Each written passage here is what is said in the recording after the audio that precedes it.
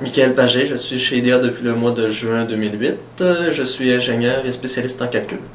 Dans l'équipe d'IDEA, moi, je travaille au niveau des calculs, c'est-à-dire que je vais faire des vérifications théoriques et des simulations numériques avec des éléments finis principalement pour valider les modèles. Les éléments finis, c'est une technologie qui date quelques dizaines d'années. Ça a été développé dans l'industrie aérospatiale. Ça permet de mettre sur un modèle géométrique indéfini, ça sépare en petites sections qu'on appelle des éléments. Là-dessus, il y a des calculs mathématiques qui sont effectués pour déterminer les contraintes ou les écoulements de fluides, des déformations.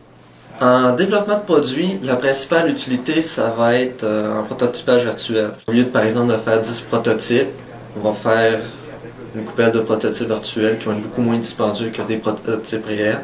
Puis après ça, on va faire peut-être juste un ou deux prototypes réels pour valider les prototypes virtuels. En simulation numérique chez IDEA, il y a plusieurs domaines physiques qu'on est capable de simuler. On parle des domaines qui sont statiques, linéaires, une pièce qui ne bouge pas, par exemple une force sur une table. Sinon, on peut aller aussi dans des modèles plus avancés, des modèles qui sont en mouvement. Par exemple, un chariot qui se promène sur un monorail. On est capable d'étudier les contraintes en tout temps au fil du déplacement. On peut également faire des écoulements de fluide, l'air qui va circuler autour d'une structure ou d'un véhicule, étudier les turbulences, également l'étudier en multiphase. Par exemple, si on a de l'aluminium qui coule dans un dallot, on peut simuler le comportement. Et également, on peut mixer les modèles d'écoulement de fluide puis les modèles mécaniques.